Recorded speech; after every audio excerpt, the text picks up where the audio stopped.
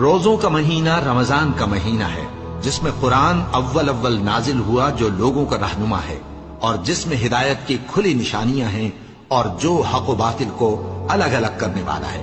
تو جو کوئی تم میں سے اس مہینے میں موجود ہو، چاہیے کہ پورے مہینے کے روزے رکھے، اور جو بیمار ہو یا سفر میں ہو تو دوسرے دنوں میں روزے رکھ کر ان کا شمار پورا کر لے۔ اللہ تمہارے حق میں آسانی چاہتا ہے اور سختی نہیں چاہتا، اور یہ آسانی کا حکم اس لیے دیا گیا ہے کہ تم روزوں کا شمار پورا کر لو، اور اس احسان کے بدلے کہ اللہ نے تم کو ہدایت بخشی ہے، تم اس کو بزرگی سے یاد کرو اور اس کا شکر کرو۔